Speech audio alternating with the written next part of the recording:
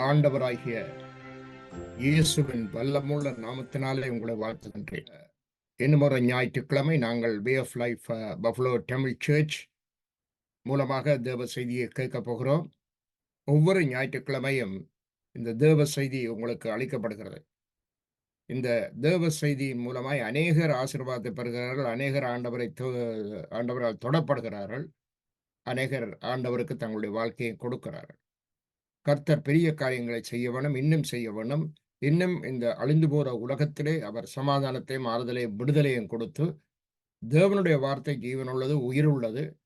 வானமும் பூமியும் ஒளிந்து போனாலும் ஒளிந்து போகாத ஆண்டவருடைய வார்த்தையை எல்லாரும் ஏற்று அவருடைய சொந்த வாழ்க்கையிலும் சமாதானத்தையும் அவருடைய ஊழியங்களிலும் அவருடைய குடும்பத்திலும் கர்த்தர் பூரண அமைதியையும் சமாதானத்தையும் கொடுப்பாராக. இன்றைய செய்தி தலையங்கம், the title of today's message is goat, அதாவது ஆடு. நாங்கள் ஒவ்வொரு முறையும் இந்த செய்தியை தரும் பொழுது உங்களுக்கு வினோதமான அல்ல வித்தியாசமான தலையங்கம் இருந்தாலும் அதற்குள்ளே ஆழமாக தேவனுடைய வசனம்தான் இருக்கும். ஆகையால் இன்றைய செய்தி ஆடு. பைபிளில் பல அடையாளங்கள் கொடுக்கப்பட்டிருக்கிறது, சிம்பல்ஸ். இந்த அடையாளங்கள் புறாவுக்கு டவ், புறா அது பரிசுத்தாவியானவருக்கு அடையாளமாய் நாங்கள் பார்க்கிறோம். என்னடா இயேசு கிறிஸ்து யோர்தான் நதியிலே யோவான ஞானஸ்நானம் பெற்று வெளியே வர்ற நேரத்திலே வானத்திலிருந்து ஒரு புறா அவர் மேல வந்தது. பரிசுத்தாவியானவர் அவர் மேல் அமர்ந்தார். அவர் பரிசுத்தாவியினால்தான் பிறந்தவர். அவர் ஆண்டவர். அவர் அப்படியால் அந்த புறாவை பார்க்கிறோம். புறாவை பற்றி பல இடங்களில் சொல்லப்பட்டிருக்கிறது, பல இடங்களில் புறாவை பற்றி குறிப்பிடப்பட்டிருக்கிறது. அதே நேரத்தில் நாங்கள் பார்க்கிறோம் சிங்கம். இயேசு கிறிஸ்து யூதா ராஜசிங்கம். இதோ கழுகை சிங்கத்தைப் போல் உனக்கு பலம் தருவேன், இது சிங்கக்குட்டிகள் தாழ்ச்சியடைந்து பட்டினியாக இருந்தாலும் கர்த்தரை நம்பர்களுக்கு ஒரு நன்மையும் குறைபடாது என்று சிங்கத்தை அடையாளமாக, அதனுடைய பலத்துக்கு அடையாளமாக அங்கு கொண்டு வருகிறார்கள். அடுத்தது கழுகையை பார்க்கிறோம். பறவைகள்ல பெரிய ராஜதாளி இந்த ராஜாளி இந்த கழுகு. இது உயர்ந்த இடத்திலே தான் விலகிறது. இது பறவைகளில் ஒரு பலமுள்ள சக்தி வாய்ந்த கூர்மையான பார்வை உள்ளது கழுகு. அடுத்து பாம்பை பார்க்கிறோம். பாம்பை சர்ப்பம், சாத்தானுக்கு அடையாளமாக அங்கே கொடுக்கப்பட்டிருக்கிறது பார்க்கிறோம். இவ்விதமாய் பல்வேறு விதமான அடையாளங்கள் எங்களுக்கு கொடுக்கப்பட்டிருக்கிறது. ஆகையால் இன்றைக்கு ஆடு என்ற அந்த தலையங்கத்திலே இந்த செய்தியை நாங்கள் பார்ப்போம். இஸ்ரவேல் ஜனங்கள் 430 ஆண்டுகள் எகிப்திலே அடிமைகளாயிருந்தார்கள். இது குறித்து ஆண்டவர் ஏற்கனவே ஆபிரகாமுக்கு ஆரம்பத்திலேயே சொல்லிவிட்டார், இப்படி நடக்கும், பிறகு பலத்த ஆசீர்வாதத்தோடு அவர்கள் புறப்படுவார்கள் என்று சொல்லப்பட்டிருக்கிறது. இப்பொழுது அடிமைத்தனத்தில் இருக்கிற அவர்கள் விடுதலையாக்கப்பட வேண்டுமா இருந்தால் ஒரு பழுதற்ற ஒரு ஆண் ஆடு அடிக்கப்பட வேண்டும். அந்த ஆட்டினுடைய இரத்தத்தை எடுத்து வீட்டின் நிலைக்கால்கள் ரெண்டிலும் மேல் சட்டத்திலும் பூசப்படும். அப்பொழுது இரவு சங்காரத்தூதன் அங்கே வருவான். அந்த எகிப்தில் உள்ள அந்த தலைச்சன்கள் எல்லாவற்றையும், மிருகங்களுடைய மனுஷருடைய தலைச்சன்கள் எல்லாவற்றையும் அழிப்பதற்காக சங்காரத்தூதன் வருவான், நடு சாமத்திலே வருவான். ஆனால் அவன் இந்த இரத்தம் பூசப்பட்ட வீடுகளை மாத்திரம் விட்டுட்டு போயிடுவான். மற்ற வீடுகளில் உள்ள தலைப்பிள்ளைகள் எல்லாம் அழியும், எகிப்து தேசமெங்கும் அங்கே ஓலம் கேட்கும் என்று சொல்லப்பட்டிருக்கிறது. ஆகிய இந்த ஆட்டின் இரத்தம் அந்த வீட்டின் நிலக்கால் ரெண்டிலும் மேல் சட்டத்திலும் பூசப்படுவான். அதை குறித்து இப்பொழுது முதலாவது பார்ப்போம். இந்த ஆடு யாதிராமம் 12ஆம் அதிகாரம் 1-14 வரை, Exodus chapter 12 verses 1 to 14. Exodus யாதிராமம் 12ஆம் அதிகாரம் 1-14 வசனம் வரை ஆறுதலாக வாசிப்போம். கவனமாக கேளுங்க, வாசிங்க. மோசேயும் கர்த்தர் எகிப்து தேசத்தில் மோசேயும் ஆரோனை நோக்கி, இந்த மாதம் உங்களுக்கு பிரதான மாதம், இது உங்களுக்கு வருஷத்தின் முதலாம் மாதமாய் இருப்பதாக. நீங்கள் இஸ்ரவேல் சபையார் யாவரையும் நோக்கி, இந்த மாதம் 10ஆம் தேதியில் வீட்டுத் தலைவர்கள் வீட்டுக்கு ஒரு ஆட்டுக்குட்டியாக ஒவ்வொருவரும் ஒவ்வொரு ஆட்டுக்குட்டியை தெரிந்து கொள்ள கடவர்கள். ஒரு வீட்டில் இருக்கிறவர்கள் ஒரு ஆட்டுக்குட்டியை புசிக்கிறதற்கு போதுமான பேர்களாய் இராமல் போனால் அவனும் அவன் சமீபத்தில் இருக்கிற அவனுடைய அயல் வீட்டுக்காரனும் தங்களிடத்தில் உள்ள ஆத்துமாக்களின் இலக்கத்துக்கு தக்கதாக ஒரு ஆட்டுக்குட்டியை தெரிந்து கொள்ள வேண்டும். அவனவன் புசிப்புக்கு தக்கதாக இலக்கம் பார்த்து ஆட்டுக்குட்டியை தெரிந்து கொள்ள வேண்டும். அந்த ஆட்டுக்குட்டி பழுதற்றதும் ஆணும் 1 வயதும் உள்ளதுமாய் இருக்க வேண்டும். செம்மறி ஆடுகளில் ஆவது வெள்ளாடுகளில் ஆவது அதை தெரிந்து கொள்ளலாம். அதை இந்த மாதம் 14ஆம் தேதி வரைக்கும் வைத்திருந்து இஸ்ரவேல் சபையின் ஒவ்வொரு கூட்டத்தாரும் சாயங்காலத்தில் அதை அடித்து அதன் இலக்கத்தில் கொஞ்சம் எடுத்து தாங்கள் அதை புசிக்கும் வீட்டு வாசல் கால்கள் இரண்டிலும் நிலையிலும் மேற்சட்டத்திலும் தெளித்து அன்று ராத்திரியிலே அதன் மாம்சத்தை நெருப்பினால் சுட்டு புளிப்பில்லாத அப்பத்தோடும் கசப்பான கீரியோடும் அதை புசிக்க கடவர்கள். பச்சையாயும் தண்ணீரில் அவிக்கப்பட்டதாயும் அல்ல, அதன் தலையையும் அதன் தொடைகளையும் அதற்குள்ள யாவையும் ஏகமாய் நெருப்பினால் சுட்டதாய் அதை புசிப்பீர்களாக. அதிலே ஒன்றையும் விடியற்காலம் மட்டும் மீதியாக வைக்காமல் விடியற்காலம் மட்டும் அதிலே மீதியாய் இருக்கிறதை அக்கினியால் சுட்டெரிப்பீர்களாக. அதை புசிக்க வேண்டிய விதமாவது, நீங்கள் உங்கள் அறைகளில் கச்சைகளை கட்டிக்கொண்டும் உங்கள் கால்களில் பாதரட்சையை தொடுத்து கொண்டும் உங்கள் கைகளில் தடி பிடித்து கொண்டும் அதை தீவிரமாய் புசிக்க கடவீர்கள். அது கர்த்தருடைய பஸ்கா. அந்த ராத்திரியிலே நான் எகிப்து தேசமெங்கும் கடந்து போய் எகிப்து தேசத்தில் உள்ள மனிதர் முதல் மிருக ஜீவன்கள் மட்டும் முதற் பேறாய் இருக்கிறவைகள் எல்லாம் அதம் பண்ணி எகிப்து தேவர்களின் மேல் நீதியை செலுத்துவேன். நானே கர்த்தர். நீங்கள் இருக்கும் வீடுகளில் இந்த இரத்தம் உங்களுக்கு அடையாளமாய் இருக்கும். அந்த இரத்தத்தை நான் கண்டு உங்களை கடந்து போவேன். நான் எகிப்து தேசத்தை அழிக்கும் போது அழிக்கும் வாதை உங்களுக்குள்ளே வராதிருக்கும். அந்த நாள் உங்களுக்கு நினைவு கூறுதலான நாளாய் இருக்க கடவது. அதை கர்த்தருக்கு பண்டிகையாக ஆசரிப்பீர்களாக. அதை உங்கள் தலைமுறை தோறும் நித்திய நியமாக ஆசரிக்க கடவீர்கள். பாருங்க, இஸ்ரவேல் ஜனங்கள் அடிமைத்தனத்திலிருந்து எகிப்திலிருந்து புறப்பட வேணுமா இருந்தால் அவர்கள் ஒவ்வொருவரும் தங்களுடைய வீட்டிலே ஒரு ஆட்டுக்குட்டியை தேர்ந்தெடுக்க வேணும். அது பழுதற்ற ஆட்டுக்குட்டியா இருக்க வேணும். அது ஆண் ஆட்டுக்குட்டியா இருக்கணும். அந்த ஆட்டை இந்த மாதம் 14ஆம் தேதி வரை வைத்திருந்து அன்று சாயங்காலத்திலே எல்லா இஸ்ரவேல் வீட்டுக்காரர்களும் தங்களுடைய அந்த ஆட்டை அடித்து அதனுடைய இரத்தத்தை எடுத்து வீட்டினுடைய நிலக்கால்கள் 2இல் டோர் போஸ்ட் 2லும் மேல் சட்டத்திலும் அதை பூச வேணும். 3 இடத்துல பூச வேணும்.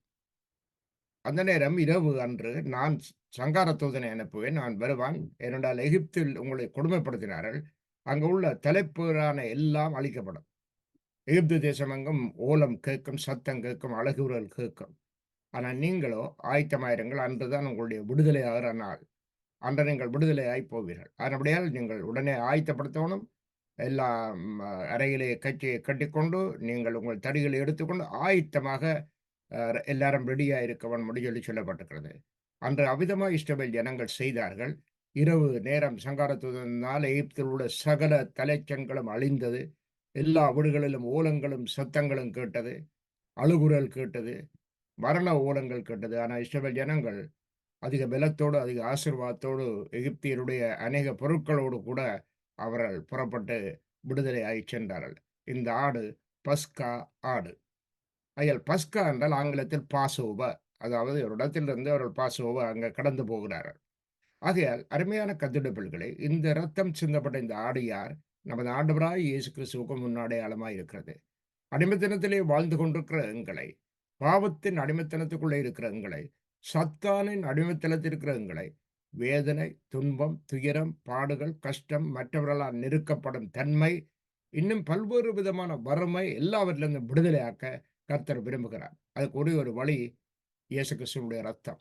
இயேசு கிறிஸ்துவின் ரத்தம் சகல பாவங்களை நீக்கி நம்மை கழுவி சுத்திகரிக்கிறது. எப்பேற்பட்ட பாவங்களாக இருந்தாலும் அது இரத்தாம்பரம் போல் சுவேரென்றிருந்தாலும் உறைந்த மலையைப் போல் வெண்மையாக்குவேன் என்று அவர் ஏசாயால சொல்லியிருக்கிறார். ஆகையால் இந்த ஆட்டுக்குட்டியாய் இயேசுவை நீங்கள் ஏற்றுக்கொண்டு அவரை உங்களுடைய உள்ளத்தில் தெய்வமாய், கர்த்தராய், ஒரு தந்தையாய், ஒரு தகப்பனாய், ஒரு நண்பராய், ஒரு சகோதரனாய் நீங்கள் அவரை கீழ்ப்படிந்து அவருடைய வேதாகம வசனங்களை தியானித்து அவருக்கு உங்களை ஒப்புக்கொடு வருவீர்களாக இருந்தால் இப்பொழுது காணப்படுகிற எகிப்தியருக்குண்டான எந்த வியாதியும் உங்களுக்கு வருவதில்லை. நோய்களை அகற்றுவார், பேய்களை அகற்றுவார், வீட்டிலே விடுதலை தருவார், சமாதானம் தருவார். ஆனால் அவர் வர வேண்டுமா இருந்தால் இந்த காரியங்கள் செய்யப்பட வேண்டும். முதலாவது இயேசு கிறிஸ்துவுடைய இரத்தத்தை நீங்கள் விசுவாசிக்க வேண்டும். அதுக்கு முன்னதாக இயேசு கிறிஸ்து தான் நமக்காக அடிக்கப்பட்ட தேவ ஆட்டுக்குட்டி என்று யோவான் 1 அதிகாரம் 29 வசனம் சொல்கிறது. Behold, this is the Lamb of God which take away the sin from this world என்று சொல்லி அங்கே யோவான ஸ்நானன் சொல்லுகிறார். ஆகையால் பாவத்தை எடுத்து போடுறவர் அந்த ஆட்டுக்குட்டி, தேவ ஆட்டுக்குட்டி ஆகிய இயேசு கிறிஸ்து. அந்த பாவத்தை கழுவுகிறது அவர் சிலுவையிலே சிந்தின ரத்தம். எங்களை எல்லாம் விடுதலையாக்கி நல்வாழ்வுக்கும் நித்திய ஜீவனுக்கும் பரலோகத்துக்கும் எங்களை அழைத்துச் செல்கிறார். உன் துக்கம் சந்தோஷமா மாறும், உன் கவலைகள் நீங்கும், நீ விசுவாசிக்க வேண்டும் ஆண்டவரை. இந்த வார்த்தைகளை நம்ப வேண்டும். இதோ வானமும் பூமியும் ஒளிந்து போனாலும் ஒளிந்து போகாத இந்த வார்த்தைகள் பரிசுத்த ஆவியானவரால் எழுதப்பட்டது. இது மனிதனுடைய ஞானத்தினால் அறிவினால் எழுதப்பட்டதல்ல. எல்லாம் அழிந்தாலும் வேதாகமத்தில் சொல்லப்பட்டது நடந்தது, நடக்கிறது, இனிமேல் அதுதான் நடக்கும். ஆகையால் அருமையான கர்த்தருடைய பிள்ளைகளே, அல்லது இந்த வசனத்தை கேட்கிற யாராயிருந்தாலும் இயேசுவின் இரத்தத்தை குறித்து பாடுங்கள், இயேசு கிறிஸ்துவை பற்றி பாடுங்கள், அவரை உங்களோட வீட்டுக்குள்ளே அலையுங்கள், உள்ளத்தில் வையுங்கள். உங்களோட வீட்டுக்குள்ளே நீங்கள் பாவம், அக்கிரமம், அநியாயங்கள் இருந்தால் இயேசு கிறிஸ்து அங்கு வாசம் செய்ய முடியாது. முதலாவது நீ சுத்திகரிக்கப்பட வேணும். இரண்டாவது வீடு சுத்திகரிக்கப்பட வேணும். இயேசுவின் ரத்தம் அங்கு பூசப்பட வேணும். ஏன்னா இயேசு கிறிஸ்து ரத்தம் த பியூரிஃபையிங் பிளட், சுத்திகரிக்கிற ரத்தம்.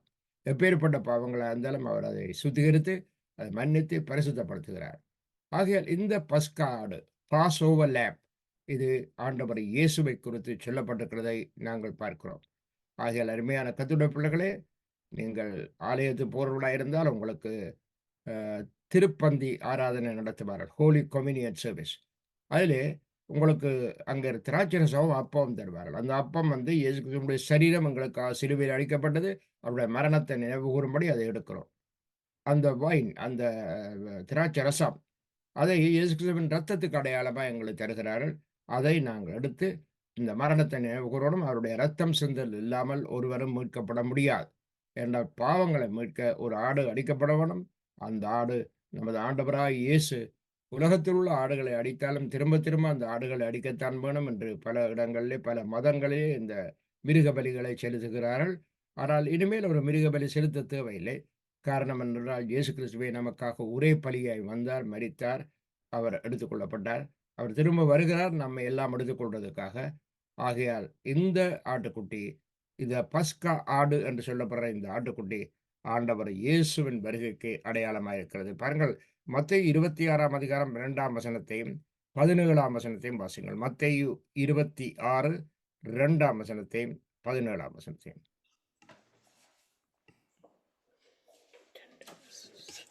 Matthew 26 verse 2 and verse 7.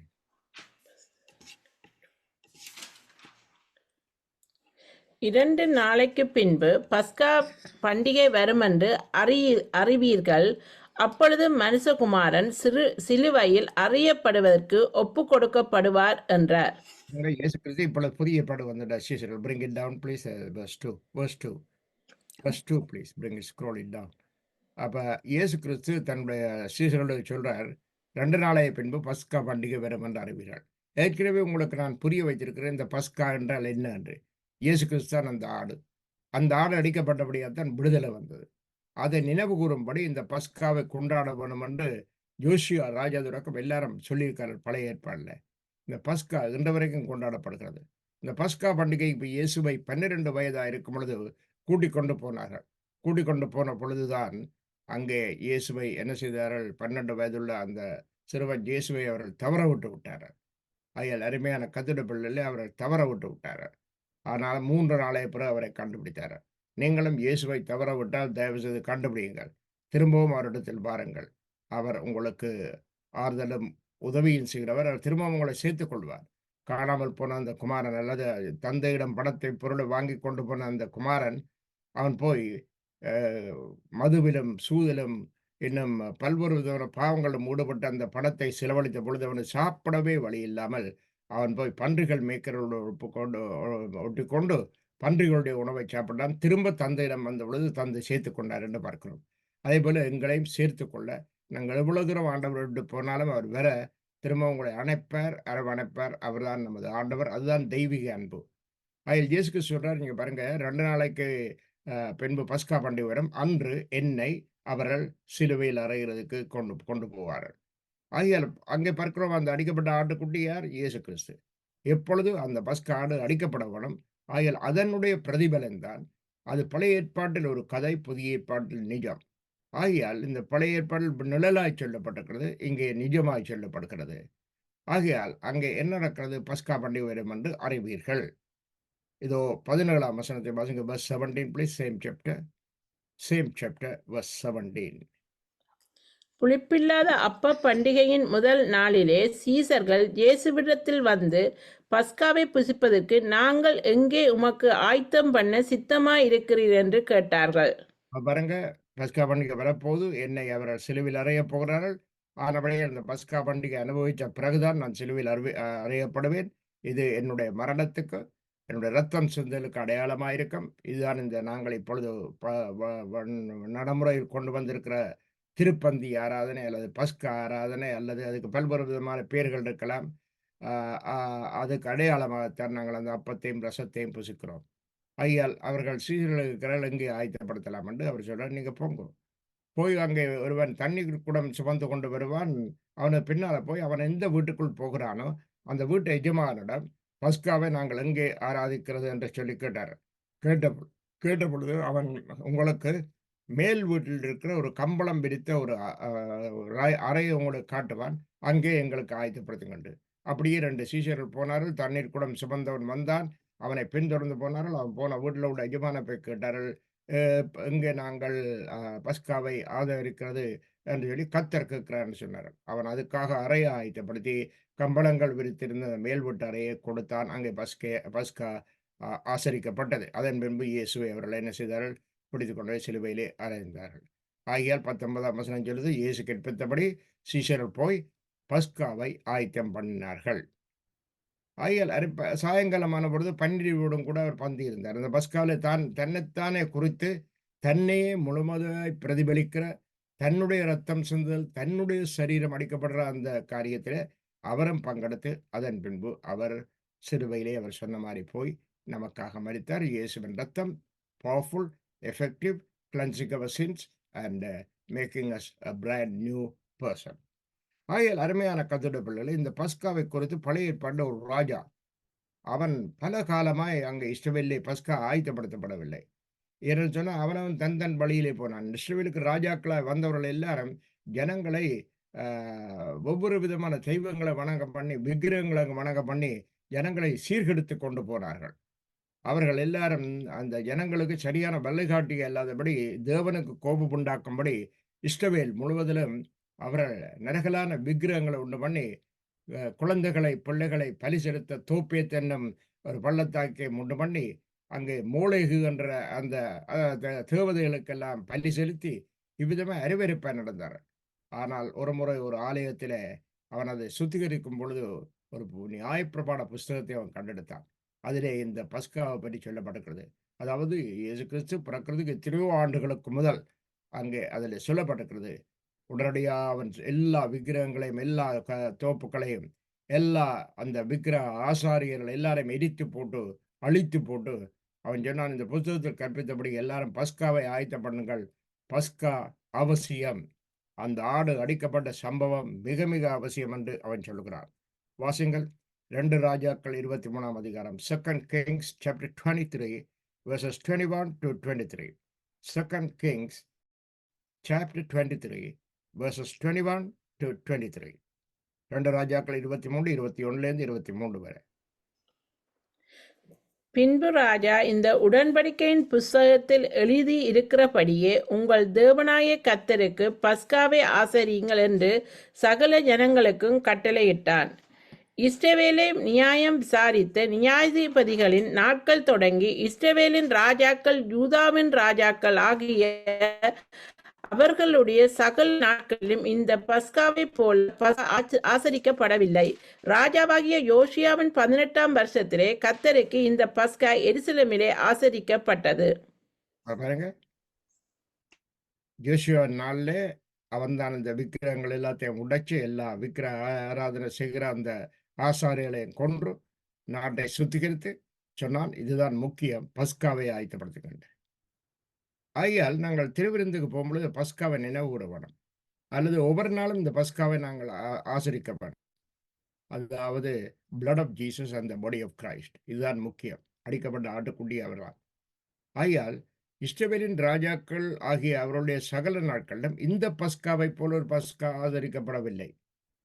ஏனென்று சொன்னால் அது எல்லா காரியத்தையும் சுத்திகரித்து விட்டு அவன் வந்து இந்த பஸ்காவை ஆசரித்தான். ராஜாவாகிய யோசியாவின் 18ஆம் வருஷத்திலே கர்த்தருக்கு இந்த பஸ்கா எருசலேமில் ஆசரிக்கப்பட்டது.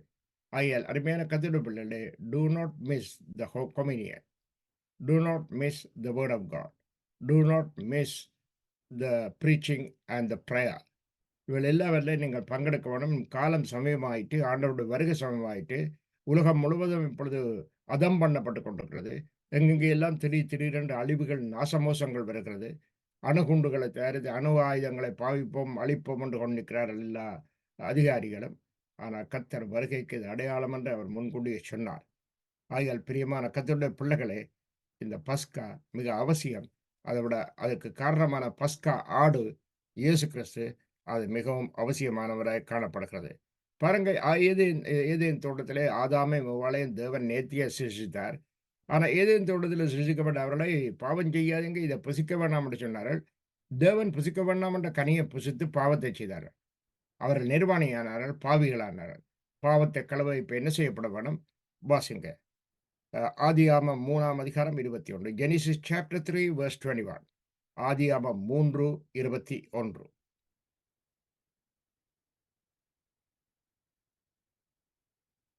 ஆதியாகமம் 3:21. தேவனாய கர்த்தர் ஆதாமுக்கும் அவன் மனைவிக்கும் தோல் உடைகளை உண்டாக்கி அவர்களுக்கு உடுத்தினார்.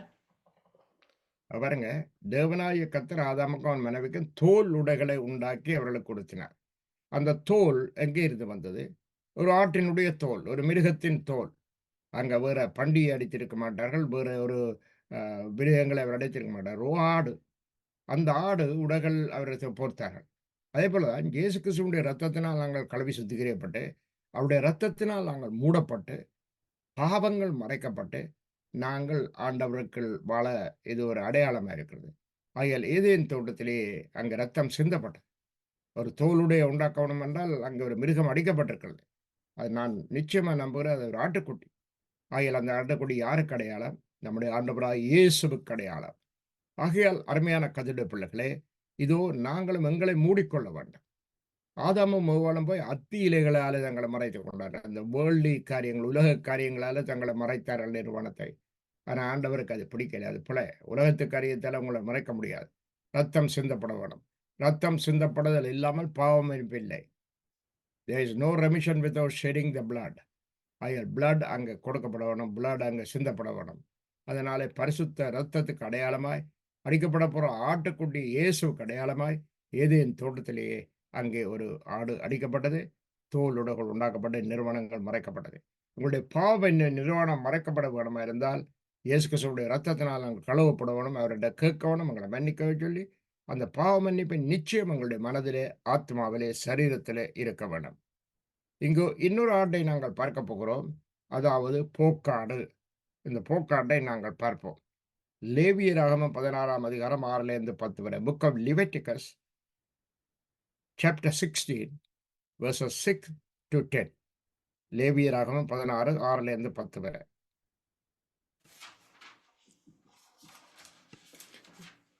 பின்பு ஆரோன் தனக்காகவும் தன் வீட்டாருக்காகவும் பாவ நிவிர்த்தி செய்யும்படிக்கு தன்னுடைய பாவ நிவாரண பலியின் காளைகளை சேர பண்ணி அந்த 2 வெள்ளாட்டு கடாக்களையும் கொண்டு வந்து ஆசாரிப்பு கூடார வாசலிலே கர்த்தருடைய சந்நிதியில் நிறுத்தி அந்த 2 வெள்ளாட்டு கடாய்களையும் குறித்து கர்த்தருக்கென்று ஒரு சீட்டு போகக்காடாக விடப்படும் வெள்ளாட்டு கடாவுக்கென்று ஒரு சீட்டும் போட்டு, கர்த்தருக்கு என்று சீட்டு விழுந்த வெள்ளாட்டு கடாவை பாவ நிவாரண பலியாக சேர பண்ணி, போகக்கடா விடப்பட்ட சீட்டு விழுந்த வெள்ளாட்டு கடாவை அதை கொண்டு வந்து பாவ நிவர்த்தி உண்டாக்கவும் அதை போகக்கடா வனாந்தரத்திலே போக விடவும் கர்த்தருடைய சந்நிதியில் உயிரோடே நிறுத்தி. போக்காடாக விடப்பட சீட்டு விழுந்த வெள்ளாட்டுக்கடாவை அதை கொண்டு பாவ நிவர்த்தி உண்டாக்கவும், அதை போக்காடாக, அதாவது போற போக்கில் விடுறது, போக்காடாக வனாந்தரத்திலே போக விடவும் கர்த்தருடைய சன்னதியில் உயிரோடு நிறுத்தினார். அது போக்காடு. போக்காடுன்னா அது போக விடுறது. இந்த ஆட்டு கிடாயை கொண்டு வர வேணும். அந்த வந்து என்ன செய்யணும் என்றால், பாவம் செய்தவன் அந்த தலையின் மேலே அவன் பாவ நிவாரண பலியை அந்த கிடாயை கொன்றவனும், அவன் அந்த தலையிலே அவன் கையை வைப்பான். ஆசாரியன் அந்த கிடாயை வெட்டி அவனுடைய இரத்தத்தை சிந்த பண்ணி அவனுடைய பாவத்தை மன்னிப்பார். இன்னொரு கிடாய் இருக்கிறது, அது சாகாது.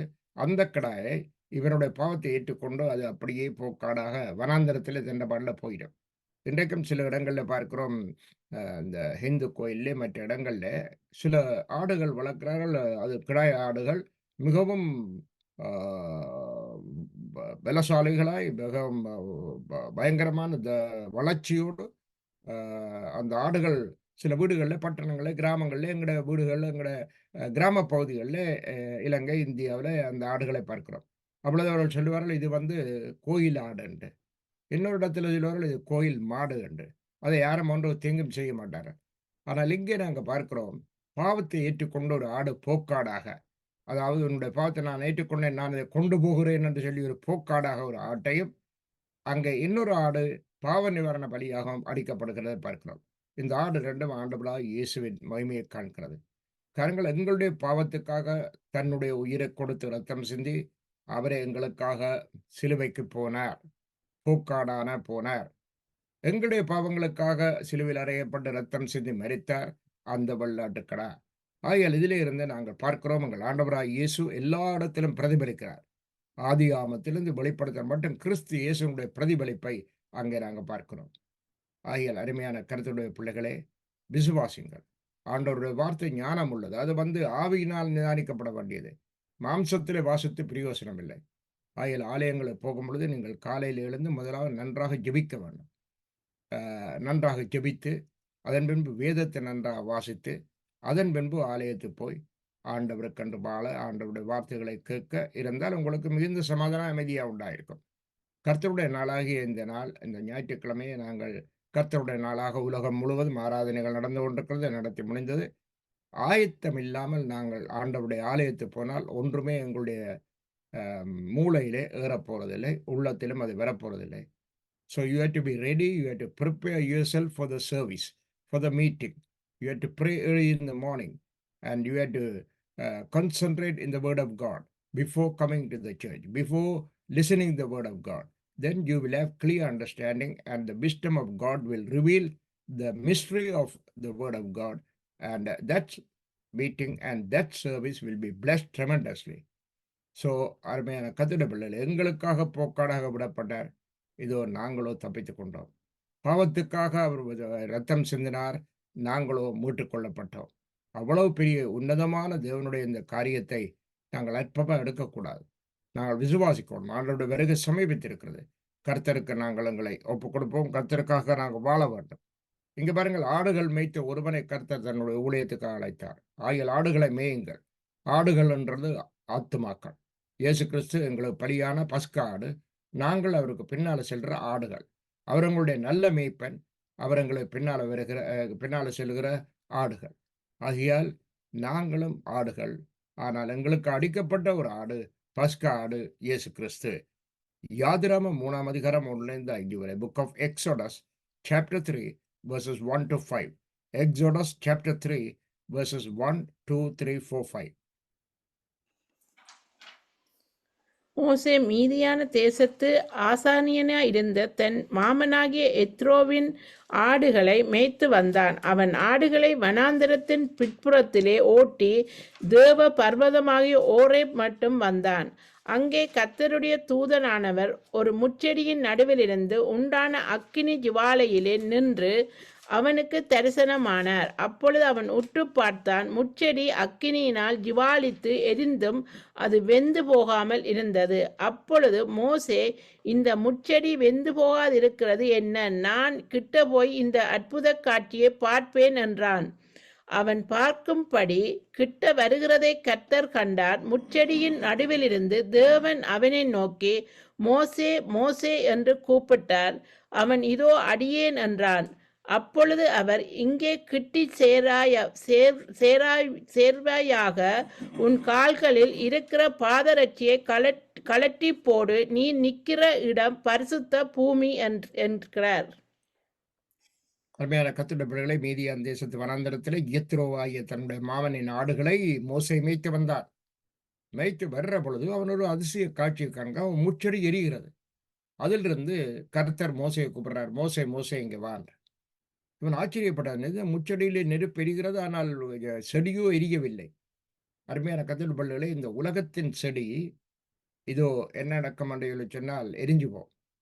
ஆனால் ஆவிக்குரிய செடி நெருப்பு எரிஞ்சாலும் அது எரியாது. தேவன் அந்த முச்செடியிலிருந்து, காரணம் முள்ளுகள் போன்ற எங்களுடைய வாழ்க்கையில, பாடுகள் நிறைந்த எங்களுடைய வாழ்க்கையில கர்த்தர் நடுவில் இருந்து அக்னியினால் எங்களை சுத்திகரிக்கிறார்.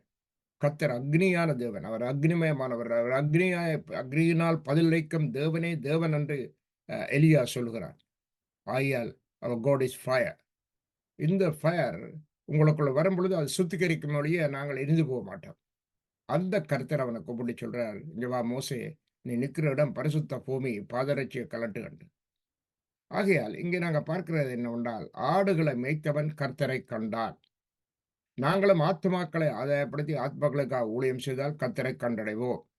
ஆகையால் அருமையான கர்த்தருடைய பிள்ளைகளே, நாங்களும் ஆடுகளை மேய்க்க பழகுவோம், ஆடுகளுக்கு உபதேசம் பண்ண பழகுவோம், ஆடுகளுக்காக ஜெபிக்க பழகுவோம், ஆடுகளில் உண்மையான அன்பா இருப்போம். கர்த்தருடைய வேலையை கடமைக்காக நாங்கள் செய்தால் அது சபிக்கப்பட்டதா இருக்கும்.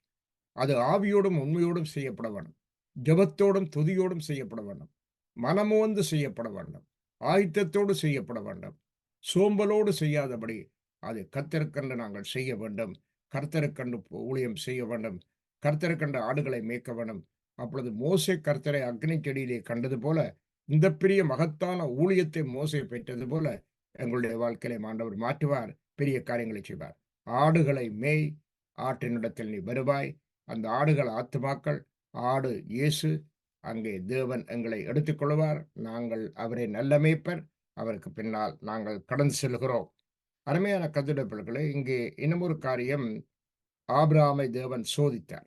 எவ்வளவு தூரம் என்னிலே அன்பாயிருக்கிறான், எவ்வளவு தூரம் என்னிலே பாசமாயிருக்கிறான். நான் அவனை ஒரு விக்கிர ஆராதனைக்காரனாய் இருந்தவனை, நான் நதிக்கு அப்புறத்தில் வேறு தேவர்களை சேவித்துக் கொண்டிருந்த அவனை நான் இங்கே கூப்பிட்டு அவனை ஒரு பெரிய ஜாதியாக்கி பெரிய மனிதன் ஆகினேன். ஆகையால் அவன் எவ்வளவு தூரம் என்னை விசுவாசிக்கிறான், என்னை என்னிலே அன்பா இருக்கிறான் என்று காண்பிக்கிறதுக்காக கர்த்தர் ஒரு சோதனையை வைத்தார். அந்த சோதனையை பற்றி பார்ப்போம். ஆதியாகமம் 22ஆம் அதிகாரம் 11 to 14 வரை. Genesis 22 verses 11 to 14. Genesis 22 verses 11 to 14, 11 14 வரை 22ஆம் அதிகாரம். அப்பொழுது கர்த்தருடைய தூதனானவர் வானத்திலிருந்து, ஆபிரகாமே, ஆபிரகாமே என்று கூப்பிட்டார். அவன், இதோ அடியேன் என்றான். அப்பொழுது அவர், பிள்ளையாண்டன் மேல் உன் கையை போடாதே, அவனுக்கு ஒன்றும் செய்யாதே. நீ அவனை உன் புத்திரன் என்றும் உன் தேகசுதன் என்றும் பாராமல் எனக்காக ஒப்பு கொடுத்தபடியினால் நீ தேவனுக்கு பயப்படுகிறவன் என்று இப்பொழுது அறிந்திருக்கிறேன் என்றார். ஆபிரகாம் தன் கண்களை ஏறெடுத்து பார்க்கும்போது, இதே பின்னாக புதரிலே தன் கொம்புகளை சிக்கிக் கொண்டிருந்த ஒரு ஆட்டுக்கடாவை கண்டான். அப்பொழுது ஆபிரகாம் போய் கடாவை பிடித்து அதை தன் குமாரனுக்கு பதிலாக தகன பலியிட்டான். ஆபிரகாம் அந்த இடத்திற்கு யெகோவா ஈரே என்று பெயரிட்டான். அதனாலே கர்த்தருடைய பர்வதத்திலே பார்த்து கொள்ளப்படும் என்று இந்நாள் வரைக்கும் சொல்லப்பட்டு வருகிறது. நீங்கள் அடிக்கடி பாடல்களை பாடுவர்கள், யெகோவா ஈரே, யெகோவா நிசி, யெகோவா ஷாலாம் என்று 14ஆம் வசனம் சொல்றது. அந்த இடத்துக்கு ஆபிரகாம் யெகோவா ஈரே என்று பெயர் வைத்தார். யெகோவா ஜைரே, அந்த இடம் என்றால் கர்த்தர் பார்த்துக் கொள்வார். He is our provider, He is our provision. So whatever you need, ask and it shall be given up to you. If you ask by faith, God will release what you have asked. ஆகியால் அருமையான கர்த்தருடைய பிள்ளைகளே, அங்கே ஒரு ஆட்டுக்கடை அந்த நேரத்திலே அந்த புதருக்குள்ளே சிக்கி இருக்க வேண்டிய அவசியம் இல்லை. ஏன்னா ஆபிரகாமுக்கு இப்போ கிடைச்சது ஒரே ஒரு பிள்ளை.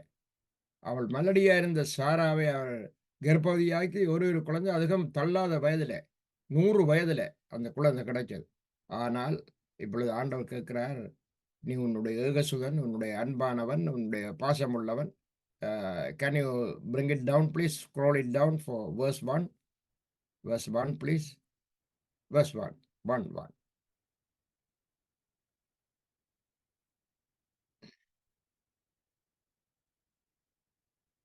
பாருங்க, முதலாம் வசனம் சொல்லுது, இந்த காரியங்கள் நடந்த பின்பு தேவன் ஆபிரகாமை சோதித்தார். எப்படி எனில், அவர் அவனை நோக்கி ஆபிரகாமை என்றார், அதோ இதோ அடியேன் என்றார். அப்பொழுது அவர் சொல்றார், அழகாக சொல்றார், உன் புத்திரன், யுவர் சன், உன் ஏகசுதன், யுவர் பிலவட் சன், உன் நேசகுமாரன், your loving son, your son, your beloved son, whom you have loved, take this son and go to Moriah, and I will show you a place on the mountain of Moriah. Sacrifice him for me. Who will do it and who can do it? பாருங்க, ஆண்டவர் தான் அந்த பிள்ளையை கொடுத்தார். அதுவும் 100 வயதிலே அந்த குழந்தையை கொடுத்து போட்டு, இப்பொழுது பலி செலுத்தி நான் மோரிய தேசத்து மலையிலே அதை காண்பிப்பேன் ஒரு இடத்தை என்று சொன்னால், யார் எழுதி சொல்வேன்? ஆண்டவர், ஐயோ தயவு செய்து இது வேண்டாம், நீங்க வேற எதையும் கேளுங்க கொண்டு சொல்லி நாங்கள் அவருக்கு எதிர்த்து நிற்போம். ஆனா ஆபிரகாம் அதிகாலை எழுந்து தன்னுடைய குமாரனை கூடி சொல்லாமல், வைஃபுக்கு பஞ்சாதிக்கம் சொல்லாமல், கருத்தருக்காக கழுதையின் மேல் சேணம் கட்டி தன் வேலைக்காரர் 2 பேரையும் தன் குமாரன் ஈசாக்கையும் கூட்டிக் கொண்டு தகன பலிக்கு கட்டைகளையும் பிடித்துக் கொண்டு தேவன் தானுக்கு குறிப்பிட்ட இடத்துக்கு போகிறார். Without any question, because God is my shepherd, God is my God. He is Jehovah Jireh. He is our provider. எதுவுமே கேட்காதபடி ஒருவருக்கும் சொல்லாமல் ஈசாக்கை கொண்டு போற எண்ணத்துக்கு பலி செலுத்து. அவர் அங்கே கொண்டு போய் ஈசாக்கை அந்த பலி பீடத்தை கட்டி அந்த பிள்ளையை கட்டி அதுக்கு மேல வச்சு கத்தி எடுத்து வெட்ட போற நேரம் ஆண்டவர் சொன்னார், ஆபிரகாமே ஆபிரகாமே, நீ அவரை கொண்டும் செய்யாது.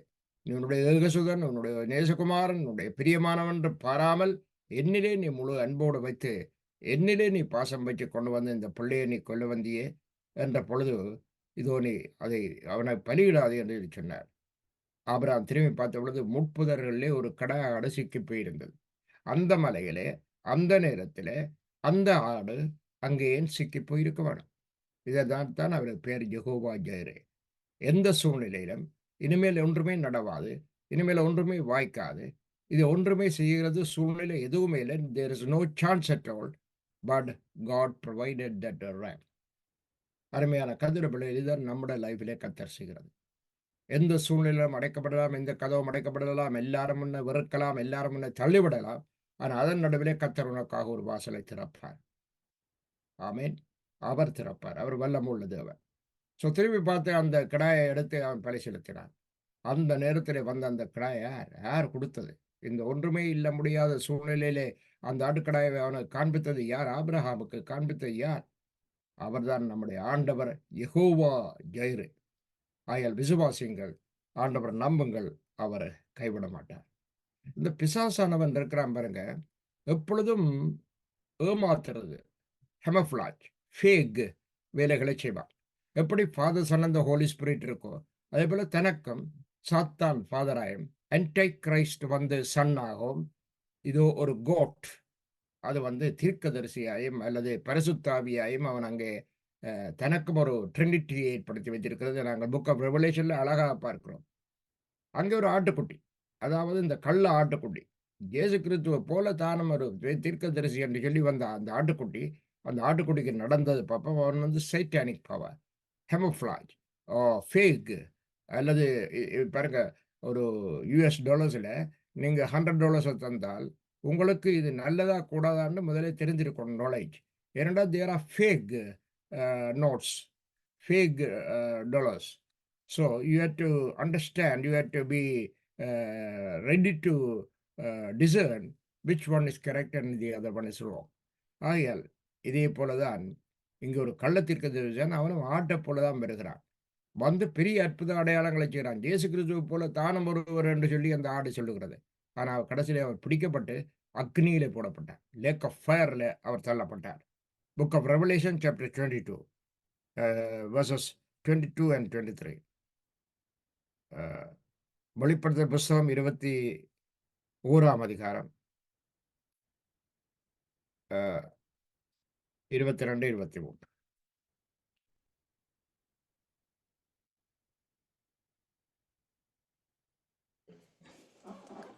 அதிலே தேவாலயத்தை நான் காணவில்லை. சர்வ வல்லமையுள்ள தேவனாகிய கர்த்தரும் ஆட்டுக்குட்டியானவருமே அதற்கு ஆலயம். நகரத்துக்கு வெளிச்சம் கொடுக்க சூரியனும் சந்திரனும் அதற்கு வேண்டுவதில்லை. தேவனுடைய மகிமையை அதை பிரகாசிப்பித்தது. ஆட்டுக்குட்டியானவரே அதற்கு விளக்கு. இங்க பார்க்கிறோம், இயேசு கிறிஸ்து தான் நமக்கு அங்க விளக்காக இருக்க போறார். பரலோகத்துல ஒளியா இருக்க போறார். என்ன பரலோகத்துல அங்க இருட்டு கிடையாது. ஆகையால் அந்த இருடற்ற அந்த பரலோகத்துக்கு எங்களுக்கு வெளிச்சமா இருக்க போகிறவர் நமது ஆண்டவராகிய இயேசு கிறிஸ்து.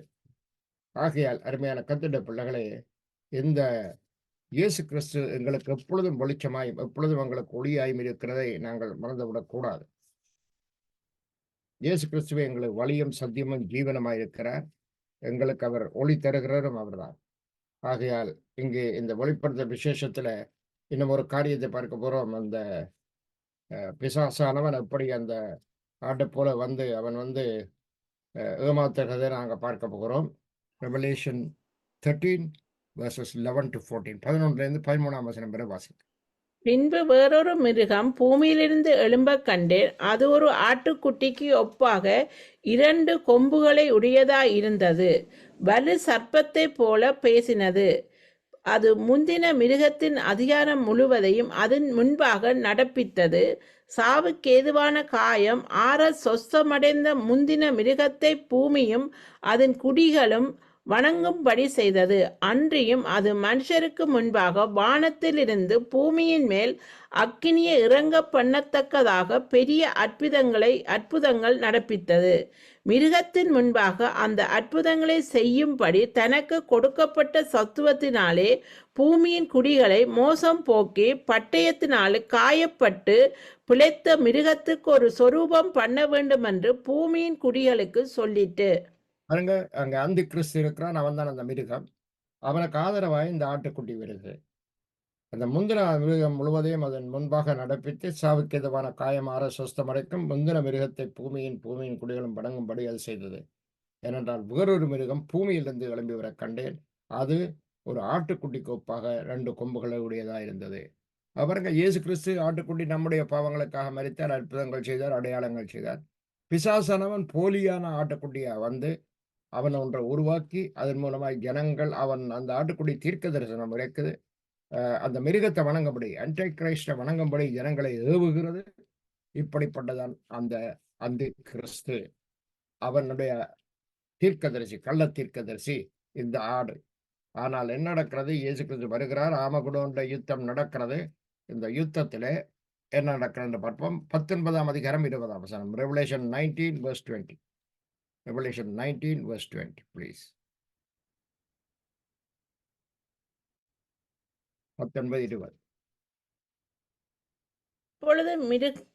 அப்பொழுது மிருகம் பிடிக்கப்பட்டது. மிருகத்தின் முன்பாக செய்த அற்புதங்களால் அதன் முத்திரையை தரித்தவர்களாயும் அதன் சொரூபத்தை வணங்கினவர்களாயும் மோசம் போக்கின கள்ள தீர்க்கதரிசிகளோடு கூட பிடிக்கப்பட்டான். இருவரும் கந்தகம் எரிகிற அக்கினி கடலிலே உயிரோடே தள்ளப்பட்டார்கள். இயேசு கிறிஸ்து பரிசுத்தவான்களோடு வந்து ஆமகுடோன் யுத்தத்தை நடப்பிக்கிற பொழுது இந்த மிருகம் அந்த கிறிஸ்து பிடிக்கப்படுகிறான். அந்த மிருகத்தோடு கூட அந்த ஆட்டுக்குடியும் அங்கே ஏறி வந்த அற்புதங்களை செய்த மோசம் போக்கின கள்ள தீர்க்கதரிசியை கூட பிடிக்கப்பட்டு இருவரும் கந்தகம் எரிகிற அக்னி கடலிலே போடப்பட்டார்கள். சாத்தான் கடைசியாக அவனும் அக்னி கடலிலே போடப்பட்டான். ஸோ சாத்தான், அந்த கிறிஸ்து, இந்த கள்ள தீர்க்கதரிசியாகிய இந்த ஆடு அங்கே என்ன செய்யும்? அக்னி கடலில் லேக் ஆஃப் ஃபயருக்குள்ளே தள்ளப்படும். அருமையான கர்த்தருடைய பிள்ளைகளே, இவ்விதமா இந்த ஆற்றினுடைய ரகசியத்தை நாங்கள் பார்க்கிறோம். இயேசு கிறிஸ்து எப்படி தேவாட்டுக்குட்டியோ அவர் பரலோகத்துக்கு அவர்தான் வெளிச்சம். அங்கே இனிமேல் வெளிச்சம் தேவையில்லை, எலக்ட்ரிசிட்டி தேவையில்லை, அவரே நிரந்தர வெளிச்சம் இருப்பார். பிகாஸ் பைபிள் எங்களை சொல்லுது, பூமியில் வந்து எந்த மனுஷனையும் பிரகாசிப்பிக்கிற மெய்யான ஒளி இயேசு கிறிஸ்து. ஆகையால் இயேசு கிறிஸ்துவனுடைய ஒளி, இயேசு கிறிஸ்து தீர்க்கதரிசி, இயேசு கிறிஸ்து அற்புதங்களை செய்தார். இந்த ஆடம் வந்து அற்புதங்களை செய்து அதிசயங்களை செய்து ஜனங்களை மிருகத்தை வணங்கும்படி, ஆன்டி கிரைஸ்டை வணங்கும்படி செய்கிறார்கள். இந்த கடைசி நாட்களில் இப்படித்தான் அநேகர் கள்ள தீர்க்க தரிசனம் சொல்வார்கள், பொய் தீர்க்க தரிசனங்கள் எடுத்து உரைப்பார்கள்.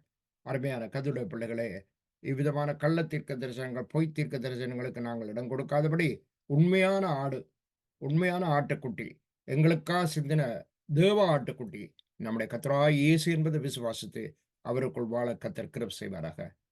இப்பொழுதும் நாங்கள் ஜெபிக்க போகிறோம்.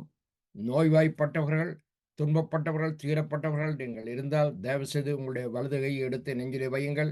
நீங்கள் மற்றவர்களுக்காக ஜெபிக்க வேண்டும் என்று சொல்லி விரும்பினாலும் நீங்கள் தயவு செய்து அவர்களை நினைத்துக் கொண்டு நீங்கள் அந்த நெஞ்சிலே கையை வையுங்கள். இப்பொழுது நாங்கள் ஜெபம் பண்ணுவோம். இரக்கமுள்ள ஆண்டவரை, இந்த அருமையான வேளையிலே கர்த்தாவே, நாங்கள் தேவ செய்தியாகி தேவாட்டுக்குட்டியை பற்றி பேசினோம். பிசாசின் இந்த கிரியைகள் எல்லாம் அகன்று போட்டும் இப்பொழுதும் வீடுகளிலே நோய்வாய்ப்பட்டிருக்கிற ஒவ்வொருவரையும் தொட்டருளுவீராக. அவர்கள் மரண இருளின் பள்ளத்தாக்கள் நடந்தாலும் பொல்லாப்புக்கு பயப்பட தேவரீர் உமது கோலும் உமது தடியும் தேற்றும். எங்களுக்காக அடிக்கப்பட்ட பஸ்கா ஆடாகிய இயேசுவே, தொட்டருளுவீராக அந்த நோயாளிகளை. உமது இரத்தத்தினால் கழுவுவீராக. பாவம் செய்தவர்களானால் மன்னிப்பீராக. அற்புதம் ஒன்று நிகழ்வதாக, அதிசயம் ஒன்று நிகழ்வதாக. இயேசுவின் நாமத்தில் சாத்தானை அகன்று போ. மரணத்தின் ஆவியே வெளியேறு. ஒரு அற்புதம் அங்க நிகழ்வதாக, அதிசயம் நிகழ்வதாக. ஒவ்வொருவரையும் தொட்டரலாம். யார் யார் வியாதிப்பட்டிருக்கிறார்களோ எல்லாரையும் தொடும் ஆண்டவரே. யார் யார் கவலைக்கிடமாக இருக்கிறார்களோ அவளை தொடுவீராக. யார் யார் வீடுகளிலே சமாதானம் இல்லாமல் இருக்கிறார்களோ சமாதானத்தை கொடுப்பீராக. உடைய ரத்தத்தினால் ஒவ்வொருத்தரையும் கழுவி பரிசுத்தப்படுத்துவீர்களாக. இன்று உமக்காக தங்களுடைய வாழ்க்கையை ஒப்படைக்கிற ஒவ்வொருத்தரையும் பரிசுத்தப்படுத்தும், சுத்திகரியும். உமக்கன்று வாழ கிருபதாரம். இயேசுவின் நாமத்திலே Way of Life Buffalo Tamil சர்ச்சை ஆசீர்வதியும். அதனுடைய தலைவர்களை ஆசீர்வதியும். கிருபையா எங்கள் எல்லாரும் கூட இரும். திரும்பவும் நாங்கள் சந்திக்கும் வரை உடைய கருத்துக்குள் எல்லாவற்றையும் ஒப்புக் கொடுக்கிறோம். எங்கள் தேவாட்டுக்குடியாய் இயேசுவே, உமக்கே கனம் மகிமை துதி உண்டாட்டும். இயேசு கிறிஸ்துவின் நாமத்தினாலே இந்த ஜெபத்தை பண்ணி நிற்கிறோம் எங்கள் நல்ல பிதாவே. ஆமேன், ஆமேன், ஆமேன். God bless you. திரும்பவும் இன்னொரு செய்தியின் மூலமாய் நாங்கள் வருகிற ஞாயிற்றுக்கிழமை சந்திப்போம். God bless you. Take care. Bye-bye.